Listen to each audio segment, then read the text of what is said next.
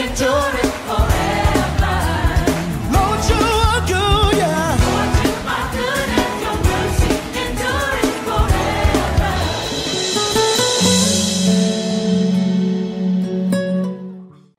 Au nom de Jésus-Christ, nous avons ainsi prié. Amen. Nous acclamons le Seigneur.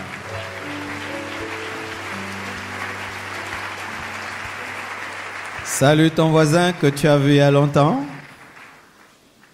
Dis-lui, voisin, je suis heureux de te revoir. Mais pour ceux qui ne viennent que dimanche, c'est normal, hein? Amen. Ils n'ont pas senti la différence. Mais pour nous qui venons en semaine, on a senti la différence cette semaine. Les habitués du lundi, du mardi, mercredi, ils ont senti la différence. Mais ceux qui viennent que le dimanche, c'est la même chose. Amen. Le thème de mon message ce matin, c'est l'autonomie spirituelle. Tu peux le dire à ton voisin? À ton voisin de gauche? À ton voisin de droite? Celui de derrière? Celui de devant? Surtout celui qui te boude? Il y a quelqu'un qui te boude? Amen. L'autonomie spirituelle. Pour ceux qui aiment les versets, je vais donner les versets vers la fin de mon message. Rassurez-vous. Amen. L'autonomie spirituelle. C'est un message important que j'ai reçu pendant cette semaine et je vais prier Dieu qui continue à m'enseigner à ce sujet, car en tombant dessus, j'ai compris à quel point il est important vraiment que nous soyons autonomes en esprit. Amen. Voici la définition de l'autonomie spirituelle.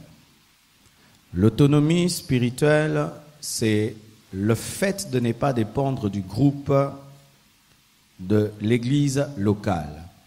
Le fait de ne pas dépendre du groupe. Le fait de ne pas dépendre du département. Le fait de ne pas dépendre de tes amis, de tes connaissances, de tes relations. Le fait de ne pas dépendre de l'église locale. Il y a une différence entre l'église corps du Christ, l'église universelle et l'église locale. L'église locale, c'est l'ensemble de chrétiens qui se réunissent dans un endroit précis. C'est une église qui a une adresse géographique. C'est une église qui a un pasteur physique derrière lequel Jésus-Christ, qui est le pasteur spirituel, dirige. Mais la vraie église, celle qui sera enlevée, c'est le corps du Christ dans lequel est contenue l'église locale. Amen. Et lorsque je parle de l'autonomie spirituelle, je ne parle pas par rapport au corps du Christ, mais je parle par rapport à l'église locale qui peut porter un nom, avoir une adresse, compassion, source de vie, source de joie, source de paix. Et l'autonomie spirituelle, c'est bénéficier de la communion fraternelle tout en étant capable de croître sans elle. C'est-à-dire que lorsque tu te retrouves avec les frères, tu en bénéficies en termes de révélation, en termes d'édification, de partage. Mais lorsque tu ne peux avoir l'opportunité de communier avec les autres, cela ne te détruit pas. Tu continues à grandir sans la communion fraternelle. Amen. L'autonomie spirituelle, c'est avoir besoin des autres tout en étant capable de continuer sans eux. C'est avoir besoin des autres tout en étant capable de continuer sans eux. L'autonomie spirituelle, c'est être dans l'église locale tout en ayant sa propre intimité avec Jésus. C'est être dans l'église, tu es membre de l'église, mais tu as ta propre communion avec Jésus-Christ. Amen. Et déjà, j'aimerais dire, c'est que l'autonomie spirituelle n'est pas, parce que souvent nous comprenons mal l'autonomie spirituelle, et ça crée beaucoup de problèmes dans les églises. Nous allons même en parler pendant l'école du ministère, sur l'éthique dans le ministère. Je n'aimerais pas mal me faire comprendre. Voici ce que l'autonomie spirituelle n'est pas. L'autonomie spirituelle, ce n'est pas la rébellion. Amen. La rébellion à l'autorité établie. Il y a des gens qui, au nom de l'autonomie spirituelle, ne respectent personne. Ils disent, moi seulement Dieu, le Saint-Esprit. Je ne respecte aucun homme de Dieu, aucun serviteur de Dieu. C'est Dieu qui est mon Père, etc. C'est une mauvaise manière de comprendre l'autonomie spirituelle, car l'autonomie spirituelle nous amène à respecter nos aînés, à respecter l'autorité établie par Dieu, l'autorité déléguée par Dieu, mais tout en étant capable de vivre sa propre spiritualité. L'autonomie spirituelle, ce n'est pas le fait d'être asocial ou marginal, d'être incapable de s'assimiler au groupe, d'être incapable de suivre un mouvement de groupe lorsque ce mouvement est de Dieu, de l'Esprit.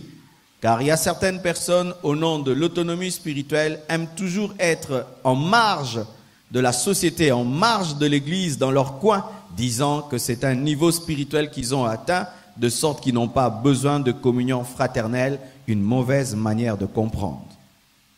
L'autonomie spirituelle, ce n'est pas être indépendant des autorités spirituelles où tu fais ce que tu veux quand ça te plaît, comme tu veux, tu ne demandes la permission à personne, tu ne consultes personne parce que tu es autonome spirituellement, ce n'est pas cela.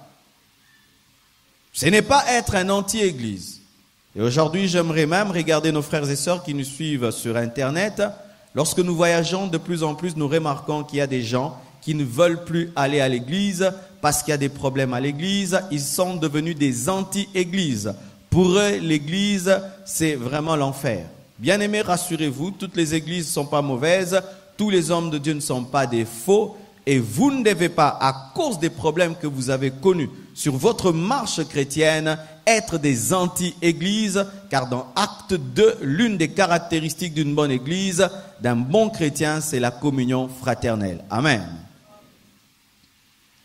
L'autonomie spirituelle, ce n'est pas le fait de devenir un orgueilleux spirituel, de tomber dans la suffisance spirituelle où tu n'as besoin de personne, tu n'as besoin de la prière de personne, tu n'as besoin que personne ne t'enseigne, ne te prêche, tu connais tout, tu sais tout, tu peux tout, tu as tout. Ce n'est pas cela.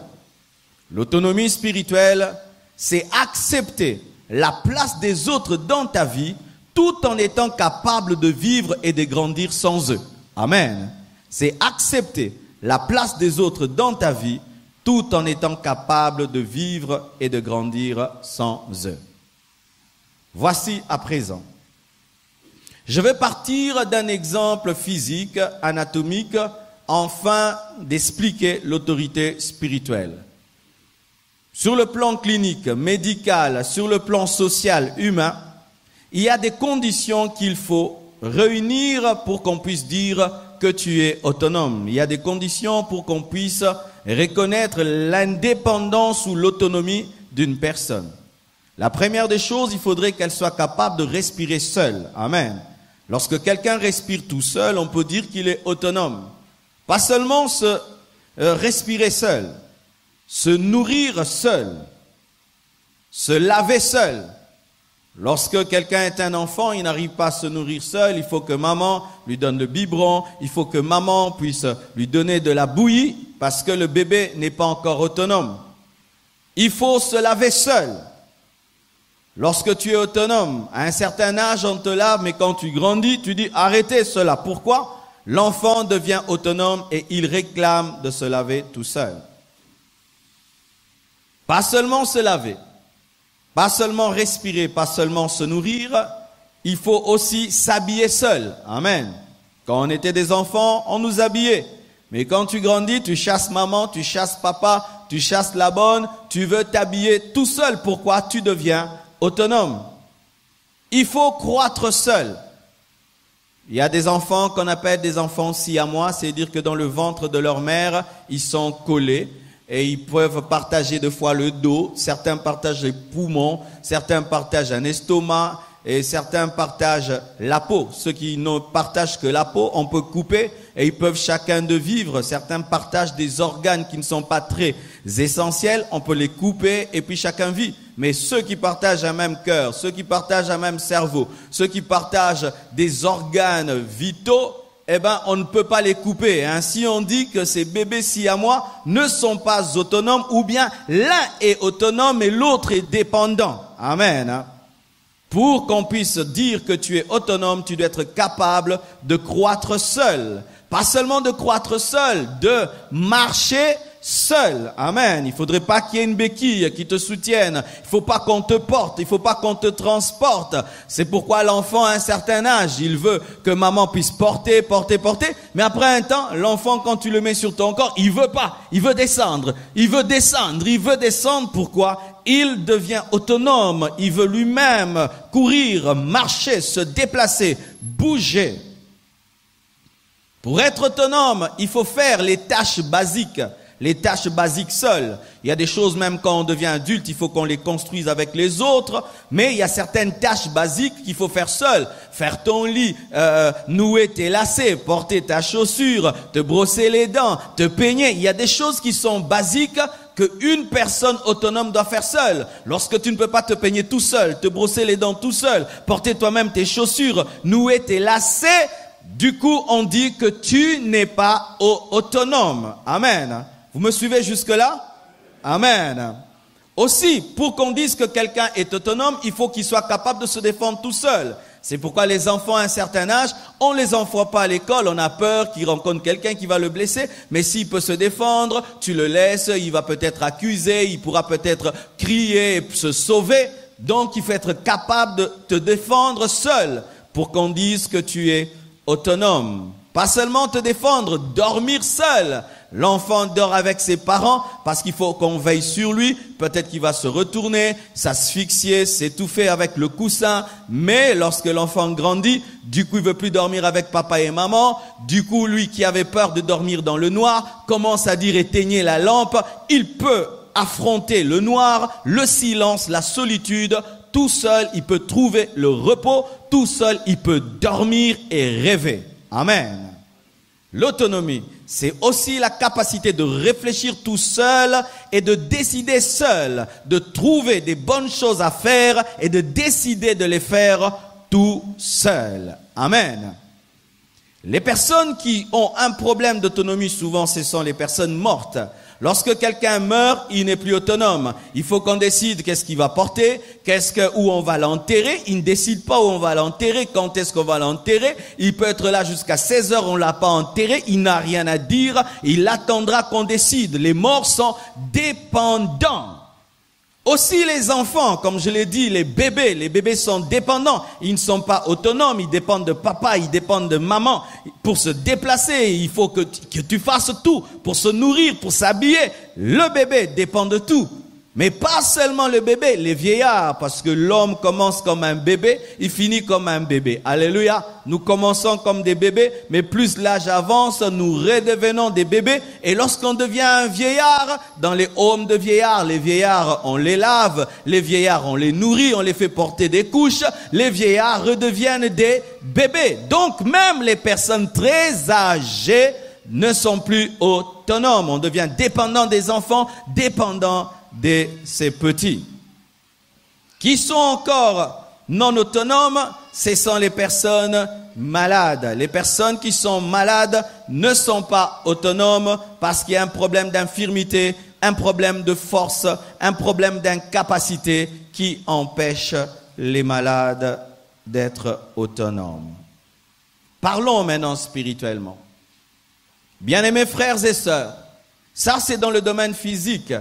Mais sachez que si, pour qu'un homme soit autonome dans le domaine physique, il doit respirer seul, il faut aussi que tu sois capable de prier seul.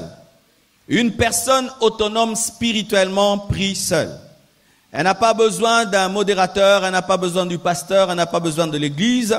Elle n'a pas besoin d'un culte à l'église pour prier. Elle ne prie pas parce qu'il y a culte à l'église. Elle ne prie pas parce qu'il y a un enseignement sur la prière. Elle ne prie pas parce qu'il y a un programme de jeûne. Elle prie parce qu'elle doit respirer. Ici, tout le monde est en train de respirer. Mais nous ne respirons pas parce que c'est un mouvement de groupe.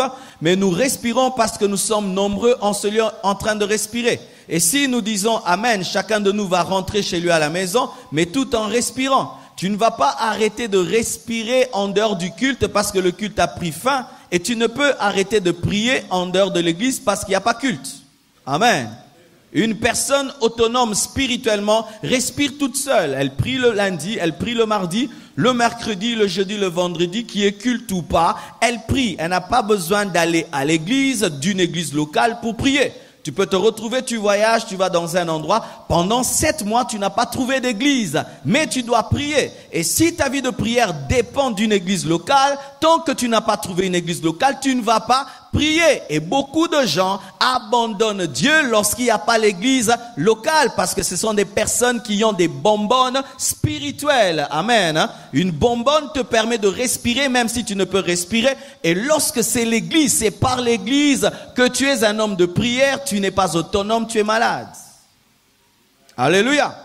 Pas seulement respirer, se nourrir, manger la parole. Une personne autonome spirituellement lit la Bible qui est culte ou pas. Je n'ai pas besoin qu'il y ait culte pour aller vers ma Bible et l'ouvrir. Je n'ai pas besoin qu'il y ait culte d'enseignement pour aller vérifier les Écritures. Je n'ai pas besoin qu'on puisse me donner un enseignement pour commencer à ouvrir la parole.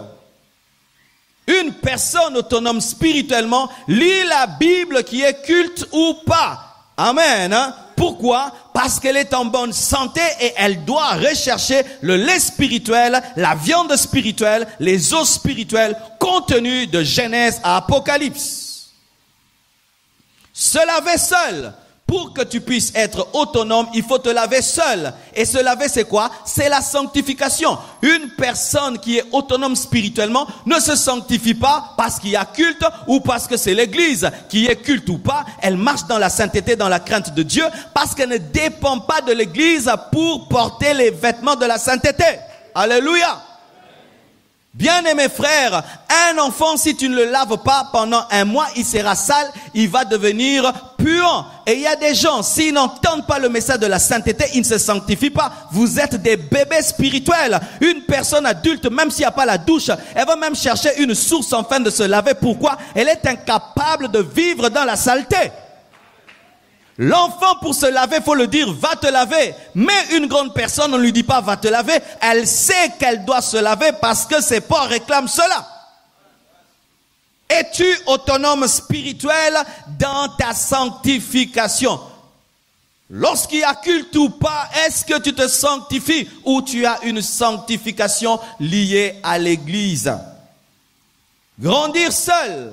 Une personne autonome spirituellement grandit seule. Sa croissance ne provient pas seulement de ce qu'elle reçoit lorsque je prêche. Sa croissance vient aussi de ses propres expériences, de sa propre méditation, de ses propres lectures, de ses propres épreuves. Alléluia. Mais si tout ce que tu sais, c'est ce que je t'ai dit, tu ne grandis pas. Car moi, je ne sais pas seulement tout ce que mon pasteur me disait. Je sais aussi des choses qu'il ne me disait pas parce que je lisais des livres, je méditais certains passages. Des fois même, il y a des passages qui ne prêchaient pas, mais que moi j'aimais, que je lisais.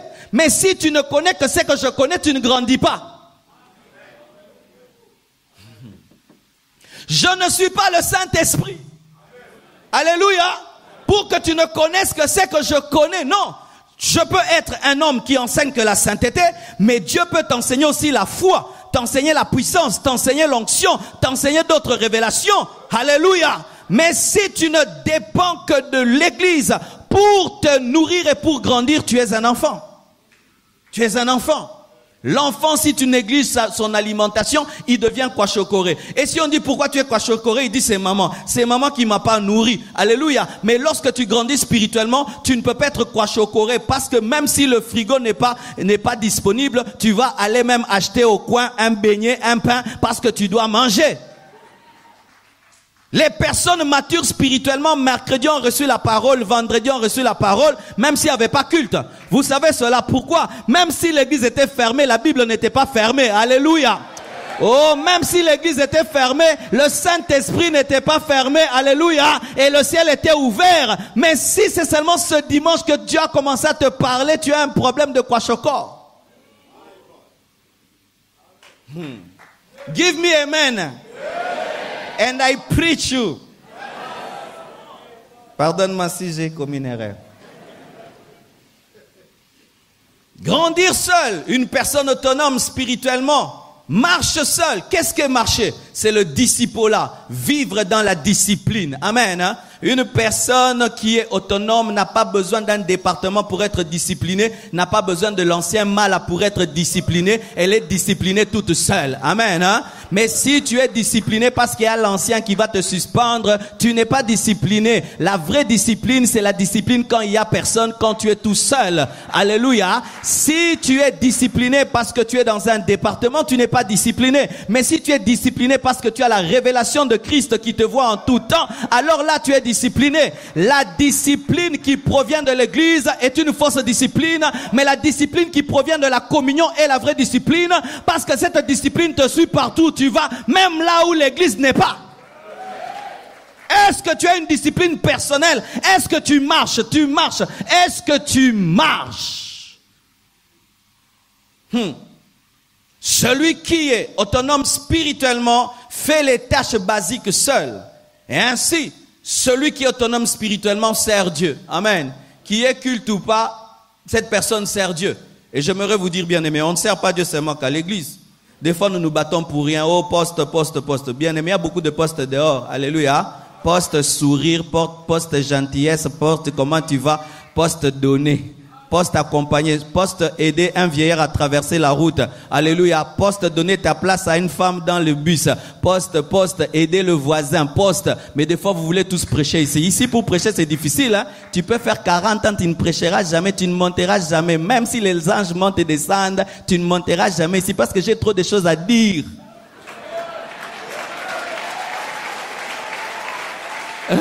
Il y a des gens, oh, je servirai Dieu. Quand il dit je servirai Dieu, je vais prêcher à la chair de la compassion. Bien aimé, qui te dit que tu prêcheras ici? Peut-être que toi tu ne monteras jamais ici. Toi tu viendrais ici seulement le jour de ton mariage, puis tu rentres là-bas, c'est tout. Mais jamais ici, jamais. Même un communiqué, tu ne donneras jamais. Tu sais ça?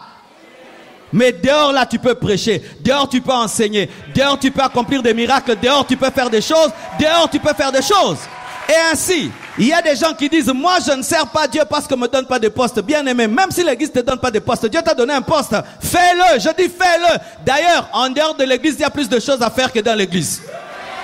Mais oui, parce qu'à l'église, on fait que 2 heures du temps, c'est fini. Mais dehors, tu as 22 heures du temps.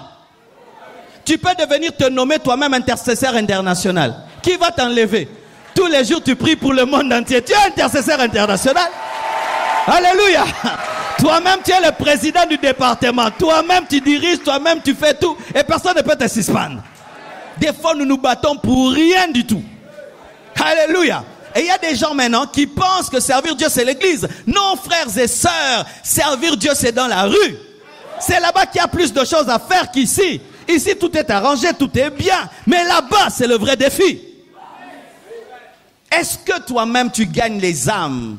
Est-ce que toi-même tu es capable de faire l'œuvre de Dieu? Toi-même tu es capable d'amener quelqu'un à Jésus-Christ, de l'enseigner, de le former. Tu es capable toi-même, si tu vas dans un coin, d'enseigner quelqu'un, de le baptiser, il devient disciple de Jésus. Est-ce que tu es capable de faire cela? Quelqu'un commence à t'imiter, il commence à ressembler à Jésus, mais tu n'as pas dit deviens comme Jésus. Mais en devenant comme toi, il devient comme Jésus. Et nous le Bible bien. Vous savez, il y a des gens qui parlent trop de Jésus-Christ, mais qui ne sont pas assez Christ. Alors, si les gens peuvent commencer à dire seulement, ne prêche pas, je serai comme toi, qu'est-ce qu'ils deviendront? S'ils deviennent des démons, tu ressembles au diable. Parce que si les gens peuvent imiter ce que tu es et devenir Satan, donc tu es comme lui.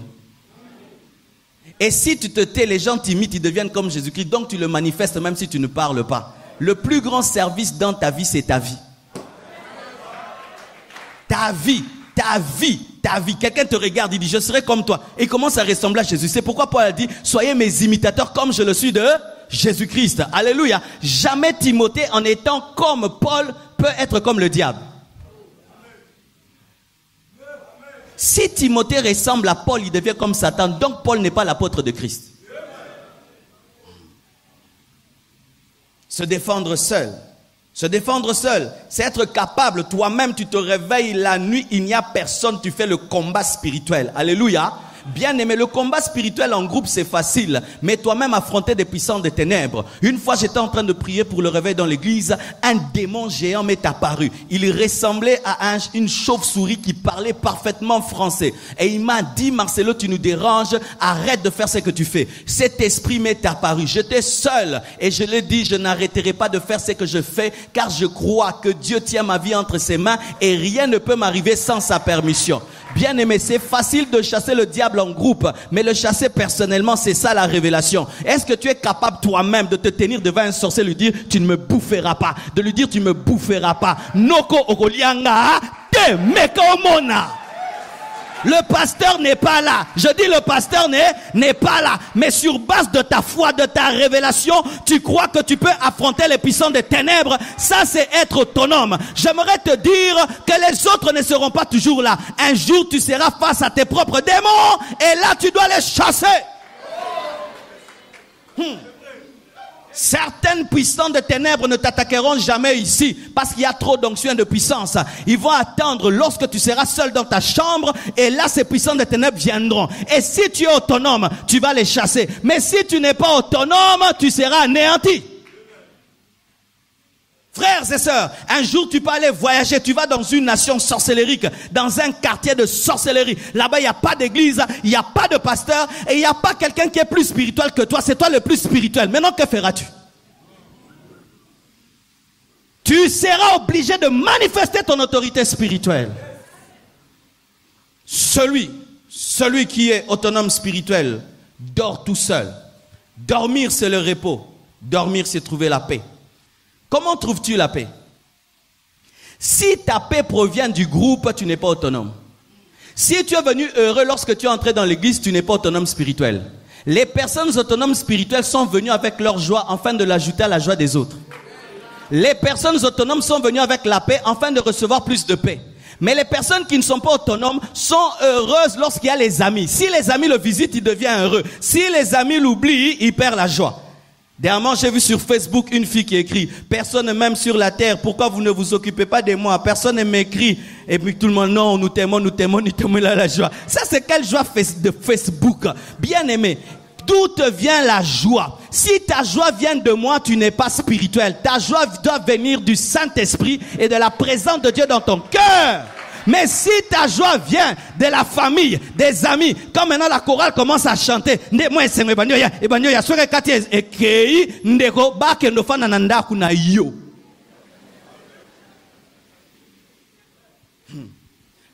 aimé, malgré tout ce qui est arrivé, j'ai la paix. Ma joie ne provient pas du Congo. Parce que tu peux fuir le Congo, tu vas ailleurs, il y a encore plus de problèmes. Ma joie provient de celui qui est mort, qui est ressuscité. Alléluia. Ma joie ne provient pas de l'économie de ce pays, ni des conditions politiques de ce pays. Ma joie provient de celui qui est mort, qui est ressuscité. Ainsi, si ta joie, ta paix provient de ton intimité, tu es fort. Mais si ça provient des autres, tu es faible. Ainsi, si tu fréquentes des personnes joyeuses, tu deviens joyeux. Si tu fréquentes des personnes remplies de tristesse, tu deviens triste, tu es un bébé. Tu mets un bébé parmi des bébés qui pleurent. Le bébé fait quoi? Mais est-ce qu'il est malade? Est-ce qu'on l'a attrapé? Pourquoi il pleure? Parce que les autres bébés pleurent. Est-ce que je mens? Qui ont des bébés ici? Prends un bébé, mets-le parmi des bébés qui pleurent. Le bébé va pleurer. Pourquoi? Parce que c'est la mode de pleurer. Il doit pleurer pour être synchronisé aux pleurs. Mais un adulte, vous pouvez tous être en train de pleurer. N'est-ce pas que tu es déjà parti dans un deuil? Tout le monde pleure, se jette par terre. J'ai déjà vu aujourd'hui les gens sur Facebook, mais dans les deuils. Les gens pleurent, tombent par terre, mais lui, il est sur Internet. Lorsque tu deviens un adulte spirituel, tes émotions proviennent du ciel. Ça ne provient pas de ton environnement, sinon ton environnement te détruira. Parce que plus le temps est en train de passer, plus il y a de la tristesse en dehors, il y a de la peur en dehors, et il y a peu de gens qui nous communiquent la joie. La plupart des gens nous volent la joie et la paix. Ainsi, pour avoir la paix, tu dois être grand. Alléluia. Pour être autonome, il faut réfléchir et décider seul. Ça veut dire être capable de trouver la sagesse divine et la volonté de Dieu par toi-même, sans l'aide d'un prophète et du pasteur. J'aimerais te poser cette question. Depuis que tu es chrétien, as-tu déjà par toi-même découvert la volonté de Dieu? Ou toi-même tu pries et tu étudies les temps et les circonstances, tu trouves ce que Dieu veut. Ou toi-même tu lis la Bible, tu découvres par un rêve la volonté de Dieu. Ou tu pries, tu entends la voix de Dieu dans ton cœur. Est-ce que tu as déjà fait quelque chose dans ta vie qui est provenu d'une révélation personnelle de la volonté parfaite de Dieu, ou tout ce que tu fais c'est quelqu'un qui t'a dit? Maintenant, vous qui êtes dépendant des prophètes, maintenant le lundi, le prophète est venu te voir à la maison, n'est-ce pas, qui t'a dit que Otenepso peut yindi? Ah, vous voyez que la dépendance prophétique est mauvaise parce que le prophète peut être bloqué par un embouteillage et par des choses, mais le Saint-Esprit est toujours disponible.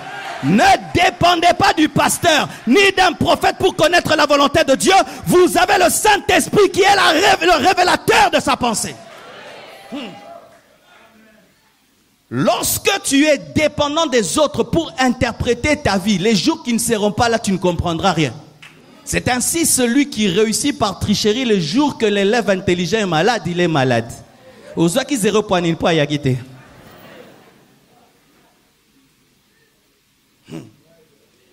Pourquoi tu l'as épousé? Le prophète m'avait dit. Pourquoi tu as voyagé? Le prophète m'avait dit.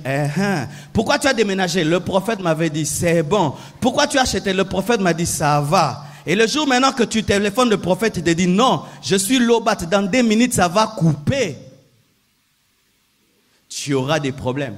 Tous les gens qui vivaient par des prophètes qui venaient chaque jour chez eux pour faire des cultes familiales et donner des prophéties après le culte, pendant 1 semaine, vous avez sérieux problème en volonté en Zambé, vous avez kobunga.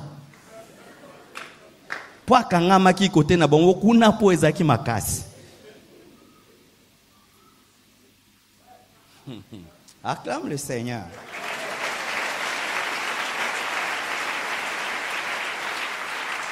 Voici moi ce que je crois. Je crois que nous les hommes de Dieu, nous sommes seulement des professeurs. Lorsque le professeur de comptabilité te donne le cours de comptabilité, il ne sera pas ministre des Finances à ta place. Mais il te donne les armes pour le devenir.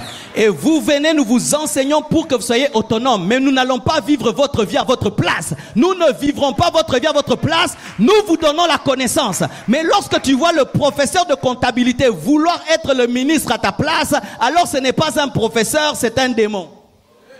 Il veut maintenant devenir Dieu dans ta vie et ça, je ne le veux pas. Je ne le veux pas. Je t'enseigne et tu vas, tu pratiques. Je ne veux pas que tu sois dépendant de moi pour connaître la volonté de Dieu, mais je t'enseigne à le chercher pour connaître sa volonté parce que je sais que je suis un homme et je ne connais pas tout et je ne suis pas partout et je ne peux pas tout.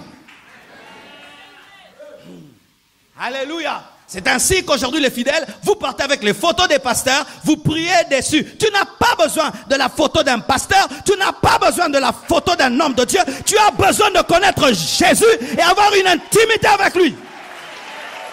Tu n'en as pas besoin. Tu n'en as pas besoin. Je vous dis rien du tout. Des fois, tu pries avec ma photo, mais je suis en train de dormir. Praise Amen. À lui seul la gloire. À lui seul la gloire. Je peux prier, les morts ressuscitent, les aveugles voient, mais je ne suis qu'un humain. Je ne prendrai jamais sa place. Prophète, qu'est-ce que Dieu a dit? Prophète, qu'est-ce que Dieu a dit? Prophète, qu'est-ce que Dieu a dit? Eh bien, et si le prophète est empêché? Si le prophète ne peut pas venir, qu'est-ce que tu feras? C'est pourquoi vous tous ici, vous avez senti dans vos vies des gens qui vous donnent la place de Dieu, mais vous continuez à les entretenir sous une dépendance spirituelle, vous êtes charnel. Je répète, si tu es en ce lieu, tu sens quelqu'un qui devient dépendant de toi spirituellement, au lieu de le former à être autonome, mais tu veux maintenant le garder près de toi, afin qu'il soit ton esclave, tu es charnel. Tu es charnel, tu es dans la manipulation. Manipulation. Na opération révélation ndam me wana msusu lobi. Nzambe psenga ne psoka mi bale me wana msusu lukanga lisusu me na 5 heures. Tata mukonzi kaka. Alléluia. Et voici mes frères et sœurs. Ce sont les morts qui sont dépendants. Et qui sont les morts? Les païens. Mon frère, si tu es ici, tu es un païen. Parce que les païens maintenant au Congo vont à l'église. Amen. Hein? C'est pourquoi quand on est à 5000 membres, peut-être on est seulement 1000 membres, les 4000 sont des païens. Car les ramassis accompagnent aussi Israël lors de sa traversée. Ah oui, ce n'est pas parce que tu es assis sur le banc que tu es chrétien. C'est pas parce qu'il y a des gens dehors que nous débordons des disciples de Jésus. Non, les chrétiens, les gens au Congo vont à l'église par habitude. Amen. Et surtout quand il y a beaucoup de peur, on y court aussi. Si tu es ici, tu n'es pas chrétien, tu n'es pas un enfant de Dieu. Tu es dépendant, tu es un mort. Tu es un mort et on fait de toi tout ce qu'on veut. Tout ce qu'on veut. Un mort, on fait de lui tout ce qu'on veut. Si on dit même, Torokunda yo te pendant 50 jours, Bokunda yo te. Torobwa kona libulu, libulu. Attends ça, mon konzi, libulu. Orola ta coupé, coupé. Vrai ou faux? Drap rose, il y a rose. Il y a blé, il y a blé. Torokunda na libaya, libaya. Vitre, vitre, n'est-ce pas? Et un païen. Spirituellement, tu n'es pas autonome. Tu dépends de tout, des autres. S'ils prient pas, les démons t'agressent. C'est pourquoi les païens qui habitent certaines maisons de chrétiens, des fois ils poussent les gens à prier. C'est pas parce qu'ils vous aiment, parce qu'ils dépendent de vos prières.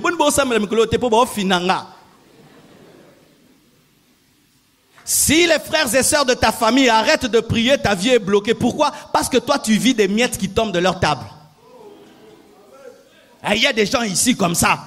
C'est-à-dire lui il prie jamais. Mais s'il entend quelqu'un prier, il est content. Ah, au bon de la makasi. Yaya, lelo sambela kitin. Yaya. Vie de prières autres qui t'a boé yaya. Même au bon de la raté. Mais sur au bon de la lalia au sepe la makasi. Yaya au ban au ba. Na yuka ki kimia makasi tango za eko bon de la.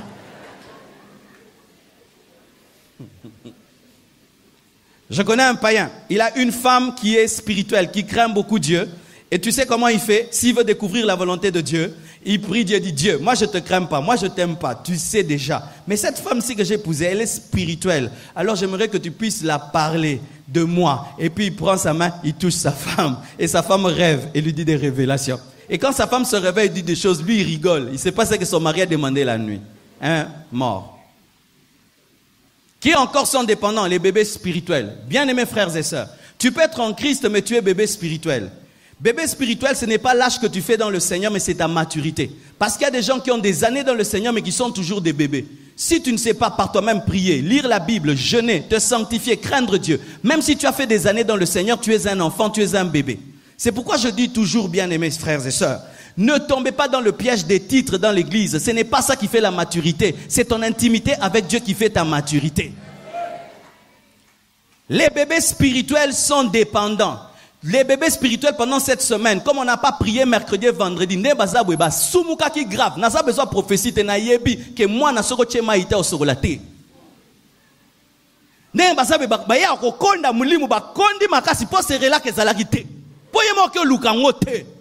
Na yebi n'a pas besoin de prophétie te. Nebi ke ba bébé spirituel nyoso neng baza bwe le lokande ba tangi Bible. Na Bible kamwe le lo fongolinga. Les bébés spirituels ne sont pas autonomes spirituellement. Pourquoi? Parce qu'ils sont dépendants de ceux qui sont forts spirituellement. Mais pas seulement les bébés spirituels, les vieillards spirituels. Qui sont les vieillards spirituels? Ce sont des personnes qui ont fait des années dans le Seigneur, mais qui, au lieu de continuer à grandir, ont cessé de grandir et sont redevenus des bébés. Si tu sens dans ta marche chrétienne, tu grandissais, mais après tu t'es arrêté. Et puis tu es revenu au péché que tu avais. Et à tes faiblesses d'avant, tu es un vieillard spirituel malgré les années que tu as. Pourquoi? Tu as régressé parce que le vieillard devient un enfant. Mais il a 80 ans. Il est possible, après 20 ans dans le Seigneur, tu perds la vie de prière. Ah oui. Ah oui, moi j'ai vu des gens qui priaient beaucoup, mais après des années, ils ont perdu Dieu en chemin. En chemin, il ne sait plus lire la Bible. Il ne sait pas, il prêche, mais il ne sait pas lire la Bible. Il ne sait pas, son péché moi lali. Vieillard. Tu vois, les vieillards sont semblants là. Alléluia. Il est vieillard spirituellement. Pourquoi? Parce qu'il ne se rafraîchit pas. Et qu'est-ce qui arrive chez le vieillard? Le vieillard, ses cellules se renouvellent maintenant en se détruisant. Ce sont des gens, plus les années dans le Seigneur passent, au lieu à bonga, à obeba. À obeba. Et là, j'aimerais vous dire, à vous tous qui êtes ici, qui avez fait beaucoup d'années dans l'église, faites très attention. Les années dans le Seigneur deviennent dangereuses lorsqu'on ne se renouvelle pas. Ah oui, ça tue. Pourquoi? L'ité aussi yoka déjà. Nabeta bosi yoka déjà. O atea on a lemba, kuta nyata on makasi na salongo. Tu prêches comme ça, il connaît. Tu dis ça, il connaît. Tu fais ça, il connaît. Il a déjà entendu. Ainsi, il ne reçoit plus rien. Et maintenant, quand il ne reçoit plus rien, qu'est-ce qu'il fait? Il critique maintenant ce qu'il reçoit. Ne devenez jamais des vieillards dans les choses de Dieu. Le royaume de Dieu appartient aux enfants. C'est-à-dire aux gens qui grandissent.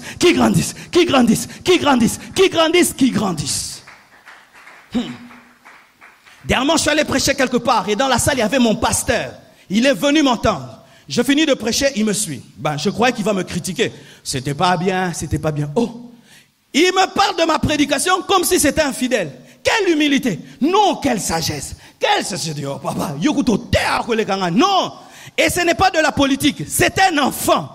Il est toujours émerveillé devant les Écritures, même si c'est son fils spirituel qui prêche, il est émerveillé. Pourquoi? Ce n'est pas sa Bible, c'est la Bible de Jésus. Mais quand tu atteins un niveau où toi, rien ne t'édifie plus, la chanson là, ils ont mal chanté, il a mal modéré, il a mal prêché, il a mal enseigné. Toi, qu'est-ce qui te plaît? Et l'autre, comme Koko, Koufa. Faites attention de devenir des gens qui critiquent tout, qui voient des défauts en tout, dans tout. Ça c'est pas bien, il fallait mieux. Il faut être vieillard. Les vieillards sont très compliqués. Alléluia. Ainsi, mon frère, tu peux cesser de croître parce que tu penses être arrivé. Et en soi, dans les choses de Dieu, personne n'arrive. Quand tu penses être arrivé, c'est le jour où tu vas mourir. Qui encore sont dépendants? Les malades. Tu peux être un homme fort comme tout. Si seulement tu tombes très gravement malade, on commence à te donner la bouillie.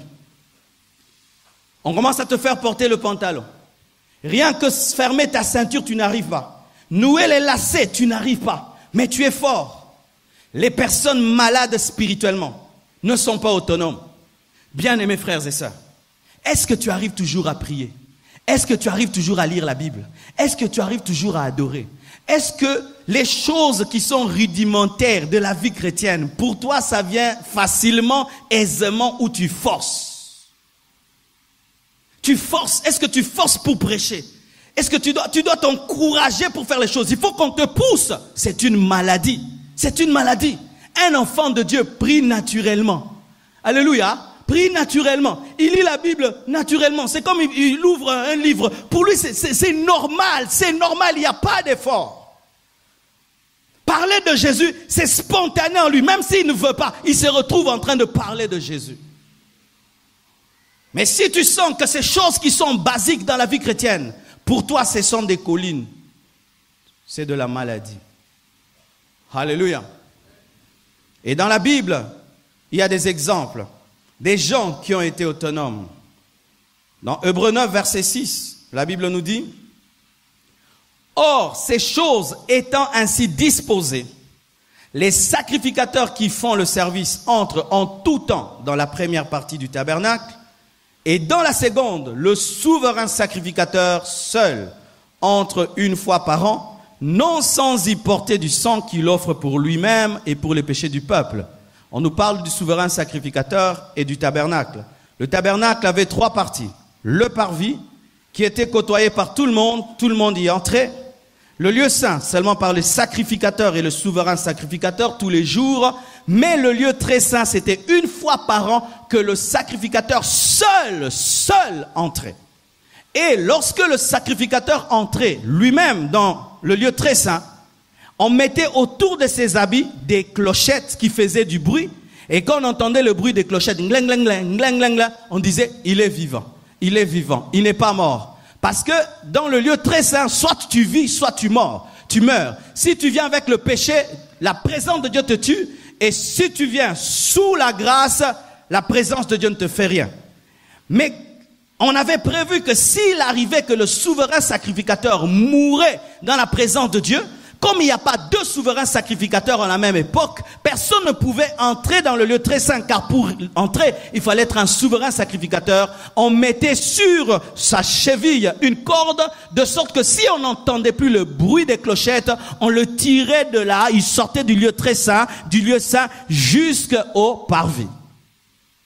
Alors lorsque le sacrificateur, souverain sacrificateur, entrait dans le lieu saint, il était à l'aise parce qu'il était avec les autres, il pouvait dépendre de leur causerie, leur sainteté, les exhortations, parce que avant même qu'il entre dans le lieu très saint, on lui lisait toute la nuit dans le lieu saint les Écritures, afin de sanctifier ses pensées. Mais une fois qu'il était dans le lieu très saint, personne n'était là.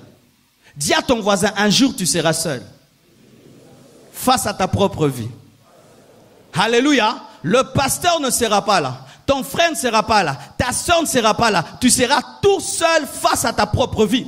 On voit même les femmes. Ton mari t'aime, il t'aime beaucoup, il est là. Mais quand vous allez accoucher, les hommes, nous on fait quoi? Non, c'est la voiture. L'homme qui était là, il t'attend. Et tu es seul face à ta destinée. Soit cet enfant te tue, soit tu sors avec un enfant. Même ton mari n'est pas là et tu es seul face à ton Dieu et ta destinée. Tu dois prier. Alléluia. Et le souverain sacrificateur dans le lieu très saint se retrouvait seul. Soit il meurt, soit il vit. Bien-aimés frères, s'il était dépendant des autres sacrificateurs, il allait mourir. Mais sa sainteté ne provenait pas de la présence des autres, elle provenait de lui-même avec Dieu. N'aie pas une consécration qui dépend des amis qui se consacrent. N'aie pas une sanctification qui dépend du pasteur qui prêche la sainteté. Il y a des gens, pasteur, frère, pasteur, to saboni, mikolo mate anezo manke biso yango to sumuga. Ndeko. Je ne suis pas ta Bible. Alléluia. Je ne suis pas ta Bible. Il y a même quelqu'un d'autre, Moïse, dans Deutéronome 9, verset 9. La Bible nous dit qu'il est monté seul sur une montagne. Et je vous assure, mes frères, il fut un temps lorsque je lisais le livre de Moïse à ce sujet, je ne le prenais pas à la légère. Lorsque je me suis enfermé dans la chambre pendant 40 jours, j'ai respecté Moïse. Tu sais, si Dieu ne te dit pas de t'enfermer seul dans une chambre, n'ose pas. Tu ne seras pas fou parce que les démons t'ont frappé. Parce qu'être seul pendant 40 jours, ça peut vraiment te rendre fou. Et vous vous imaginez, dans cette chambre, des fois quand il y avait coupure d'électricité, le temps qu'on allume le groupe, il y avait des ténèbres à un niveau, ou même si je ferme mes yeux, ou je les ouvre, c'est pareil. Il fait autant noir, les yeux ouverts que fermés. Et dans ces noirs, tu vois, ton imagination devient fertile. Tu vois, Satan a bimé là qui est ce dernier jour à Genève, je t'assure. Et puis quelqu'un te dit, une autre voix te dit, reste là, Dieu est avec toi. J'étais seul face à ma peur, seul face à moi-même. Bien-aimés frères et sœurs, depuis que tu es chrétien, t'es-tu même déjà enfermé même une semaine tout seul? Des fois, nous aimons trop la communion fraternelle. Mais j'aimerais vous dire que des fois, pour vivre Dieu, tu dois te sortir de la communion fraternelle, chercher Dieu. Chercher Dieu. Tu t'enfermes pendant 3 jours. Tu dis, Dieu, moi je te cherche. Ici, il n'y a pas de modérateur.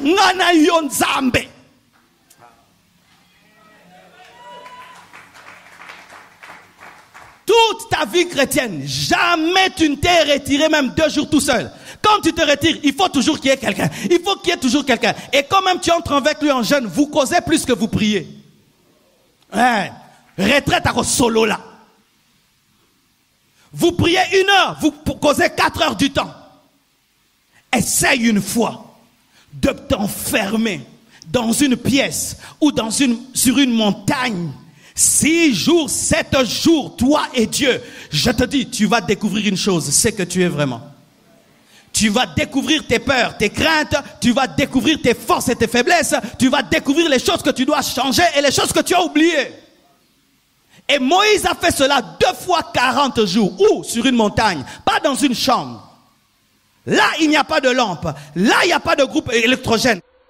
Quand il fait noir, il fait noir. Et des fois, tu peux entendre des bruits au sommet de la montagne. Moïse n'est pas seulement un homme ouin, c'est un homme courageux. Courageux. 40 jours sur une montagne. 40. Les serpents sont là. Des chauves-souris, des trucs. Mais il est là. Waouh. L'homme moderne aime tellement la compagnie qu'il oublie de chercher celle de Dieu. Et je vous assure, il y a des onctions spirituelles que tu n'auras que si tu es seul.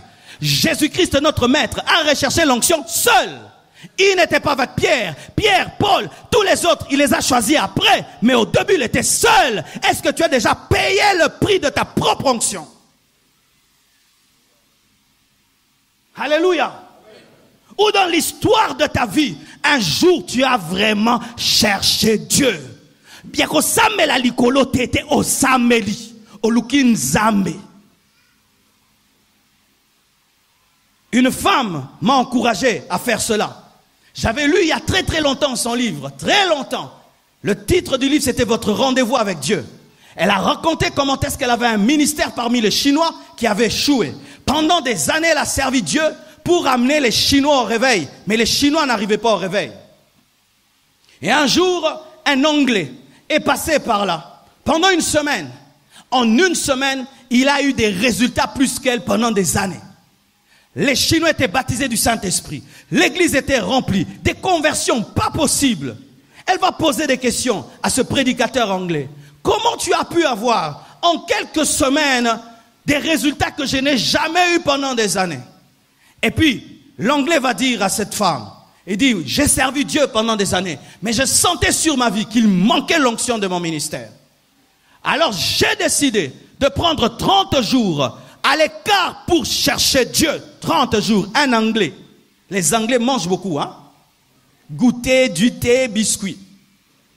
Et quand un Anglais dit qu'il jeûne 30 jours, c'est grave. C'est comme 70 jours chez nous. Et après 30 jours, il dit, j'ai reçu l'onction de mon ministère. Et tout a changé. Lorsqu'il a partagé ça à cette femme, elle a dit, moi aussi je vais le faire. Elle s'est retirée pendant des mois.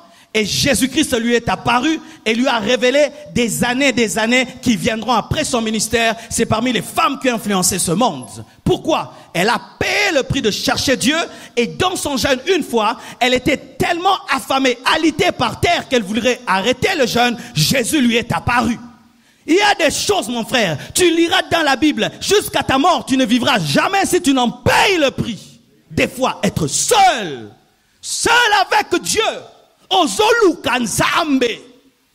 Nanzambe pensa bon que non, moi non pensa donc j'étais. Il y a des choses, je peux t'imposer les mains, tu les auras jamais. Tu dois les chercher tout seul.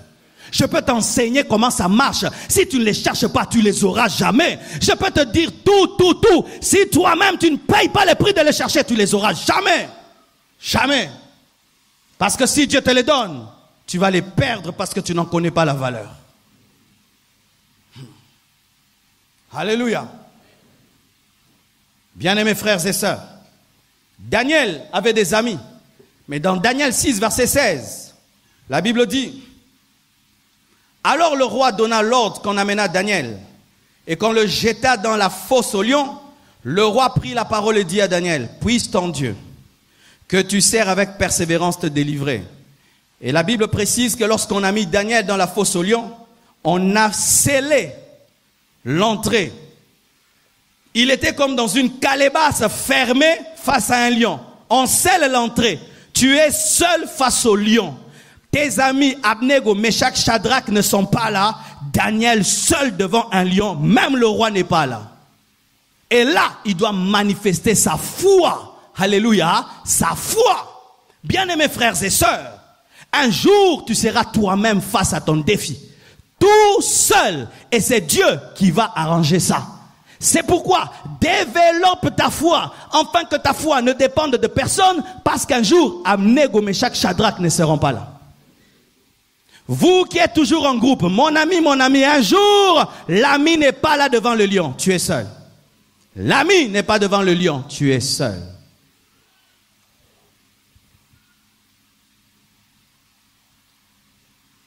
Et aujourd'hui, mes frères et sœurs, comme application à ce message, je vous pose cette question. Comment avez-vous vécu cette semaine, la semaine passée? Avez-vous prié pendant la semaine qui est passée?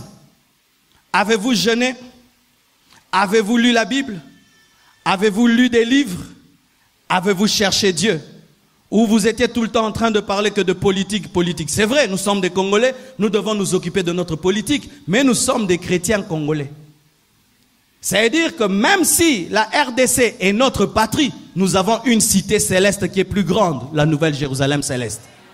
Un Congolais qui ne connaît pas Dieu sera politique, politique, politique, politique. Mais toi qui connais Dieu, tu en parles un tout petit peu, mais après, Ramama Shaka, Rababa Soto Yobo Shaka, Rababa, Remama Shanda. Mais si vous étiez politique, politique, Facebook, Facebook, Facebook, t'as la photo, t'as la photo, t'as la photo, mais au bon d'élité, mais oui, ma photo, nyoso, mais verset moroté. Distraction, distraction. Grande distraction. Mais maintenant, la Bible nous dit qu'à la fin des temps, il y aura des guerres et des bruits de guerre. Les guerres font 2 mois, 1 année. Si maintenant, rien qu'une semaine, ça t'a distrait, tu n'as pas lu la Bible, tu n'as pas prié. Maintenant, quand la Bible va s'accomplir, des guerres et des bruits de guerre, pendant 1 année, vas-tu prier, vas-tu lire la Bible? C'est ainsi que souvent, les guerres dans les nations tuent même le réveil. Tu le réveilles parce que les chrétiens sont distraits, ils ne deviennent que politiques, ils oublient qu'ils doivent être enlevés. Quel est le bilan de cette semaine spirituellement? Est-ce que tu étais autonome ou l'église t'a manqué? L'église peut me manquer pour la communion fraternelle, mais l'église ne doit pas m'empêcher, la fermeture de l'église ne doit pas m'empêcher de prier. Lorsque mercredi, vendredi, on n'a pas prié. Maintenant, toi, tu as commencé à vivre dans les péchés. Pourquoi? Bon, il vient changer. Mais l'église est kangama. Ndeko. Oyamba compassion le kola mo konzipe mo bikisi. J'aimerais vous dire une vérité. Une vérité. Et c'est là que je vais finir. Vous devez savoir ceci. Qu'à la fin des temps, l'attachement au temple est une mauvaise chose.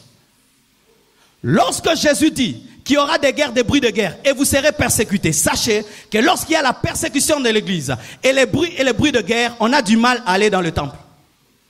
C'est pourquoi, dans l'église primitive, les apôtres enseignaient dans le temple et dans les maisons. La révélation dans la fin des temps, ce sont les églises de maison.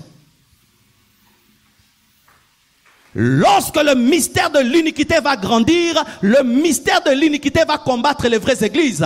Et pour aller dans une vraie église, écouter un vrai prédicateur, le diable te combattra. Tu dois être capable de lire la Bible à la maison et d'avoir un culte chez toi à la maison. Frères et sœurs, transformez vos maisons en église. Alléluia. Soyez des hommes disciplinés personnellement à la maison, de sorte que ta vie à la maison est plus spirituelle que ta vie à l'église. Lorsqu'il y a eu persécution en Chine, qu'est-ce qui s'est passé?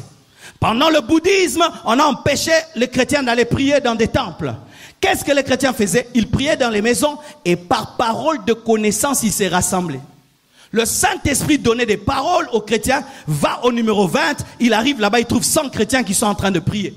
Il faut développer ton intimité avec Dieu et savoir que ce n'est pas l'église qui nous sanctifie, c'est la parole. Tu vas me dire, oh pasteur, andeni na lingi toke l'église te. Te ngai faut ne soka vérité. Car souvent, les gens pensent que nous les pasteurs, nous aimons qu'il y ait des cultes pour l'argent. Ce qui boutique fongolite, ba client ba yate mongo kotate te, boza ba client nangate. Et je ne vis pas parce que l'église ouvre, je vis parce que Dieu m'a appelé et il prendra soin de moi. Car Élie était nourri par un corbeau. Si vous pensez que Dieu vous exauce parce que vous venez à l'église, vous n'allez pas prier à la maison. Dieu vous exauce, que ce soit vous soyez à la maison ou à l'église, c'est la même chose. Quand tu peux venir à l'église, tu viens à l'église, tu pries. Tu ne peux pas fukamananda kunzambako yokayo. Enlève-moi au sama dimanche. Voici. Il n'y a qu'un seul dimanche par semaine. Donc, la probabilité pour qu'il y ait l'enlèvement un dimanche, c'est de 1 sur 7. Mais, bien-aimé, il peut se faire que l'enlèvement ait lieu lundi ou mardi ou jeudi, n'est-ce pas? Donc la plupart des personnes se retrouveront où? Au boulot, aux études, au travail. Et si même l'enlèvement a lieu dimanche, mais dimanche soir, tu seras à l'église? Alors pourquoi vivez-vous en fonction du temple de l'église alors que l'enlèvement vous attrapera en dehors de l'église? Est-ce que vous comprenez mon nom là-bas? La probabilité même mathématique pour que l'enlèvement ait lieu un dimanche matin est minime. La grande probabilité de l'enlèvement, c'est de nous trouver en dehors de l'église. Alors si votre spiritualité, votre joie, votre chrétienté dépend du temple, de la chorale, du pasteur, bien aimé, à la fin des temps, vous serez détruit par l'antichrist parce que vous ne saurez pas. Le diable est en train de travailler par le mystère de l'iniquité avant que ne vienne l'antichrist pour amener l'église à être distraite lorsqu'on n'est pas à l'église. C'est pourquoi vous remarquez, il y a beaucoup de distractions lorsque vous sortez, n'est-ce pas? Vous devez arriver à vaincre ces distractions-là et à imposer votre discipline chrétienne. Sinon, bien aimé, tout ce qu'on va t'enseigner ici, tu vas le perdre dehors. À bon entendeur, salut. Que Dieu vous bénisse abondamment.